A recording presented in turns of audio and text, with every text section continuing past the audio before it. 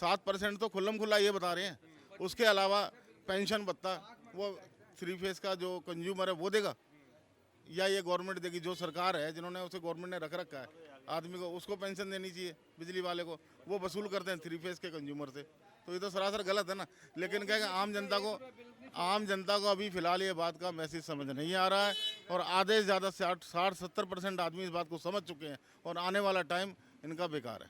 अच्छा, एक बात है, विभिन्न जो राज्य हैं उनसे डिफरेंट चुनाव होता है यहाँ पर दिल्ली के अंदर। बिल्कुल होता है। क्योंकि लोगों तक प्रत्याशी पहुँच नहीं पाते, डिजिटल प्रचार ज़्यादा होता है। तो अब लोगों की समझ में किस तरह ये बातें जाएंगी? नहीं, लोगों को समझ पा रहे हैं लोग। आज की डेट में चुनाव का जो परसेंटेज ज़्यादा आगे बढ़ रही है पहले के मुकाबले। पहले जहाँ 50%।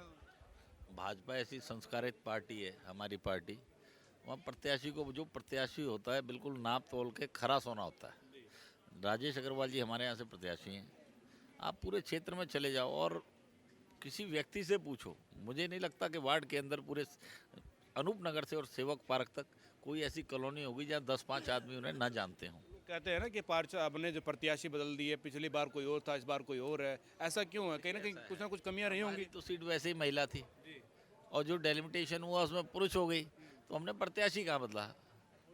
प्रत्याशी कहाँ बदला भाई? कई क्षेत्रों में तो ऐसे ही हुआ ना। देखिए, महिलाओं के लिए 50% रिजर्व है, और देखिए पार्टी है। हमें लगा जिस हमारे पार्षद का रिपोर्ट का ठीक नहीं है, पार्टी ने कैंडिडेट बदल दिया। अब उसे अगर पार्षद मान लो उसने काम नहीं किया, पार्टी को ऐसा लगा कि भाई इसने काम नहीं किया, पार्टी ने चेंज कर दिया, उसमें भी बुराई किया है। भाई ठीक है, मौका तो सबको मिलता है जो संगठन के लिए काम करता है। मौका मिला, अगर वो नहीं खरा होता था संगठन की अपेक्षाओं पे, मान लो आज मैं किसी पद पे हूँ पार्टी के, और पार्टी के आशा के अनुरूप मैं काम नहीं कर पाया, तो पार्टी को पूरा संवैधानिक अधिकार है, वो मुझे बदल सकती है, उसमें मैं नहीं मानता कोई बुराई। कितना परसेंटेज आज वोट हो जाएगा? पहले से बढ़कर होगा या कम होगा? आकलन क्या लगा है? मुझे लगा है पिछले बार से परसेंटेज फालतू जाएगा। जी, केजरीवाल ने एक चाल चली थी। हमारी तीनों एमसीडीओ में बीजेपी की सरकार थी। इन्होंने 40,000 करोड़ रुपए बीजेपी का रोक लिया, एमसीडी का। ना ये पेंशन दे पाएंगे, ना ये गलियों में काम कर पाएंगे। उनको बदनाम करने के लिए सारा पैसा रोक के बैठ गए, क्योंकि इलेक्शन आ रहे हैं। इलेक्शन में ये इनके पार्षद बदनाम होंगे, और बदनाम होंगे तो इनको वोट नहीं मिलेगी।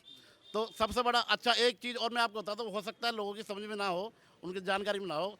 जो बिजली के बिल आ रहे हैं, बिजली के बिल के अंदर एक कॉलम बना रखा है पेंशन चार्ज। पेंशन चार्ज किसी को पता नहीं है, और वो पेंशन चार्ज ये ले रहे हैं।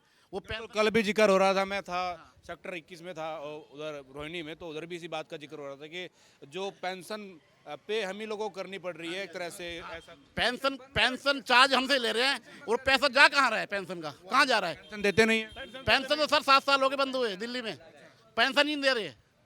वो हाँ, वो जा रहे हैं, पैसा जा कहाँ रहा है सर? यही तो बात है, पैसा कहाँ जा रहा है?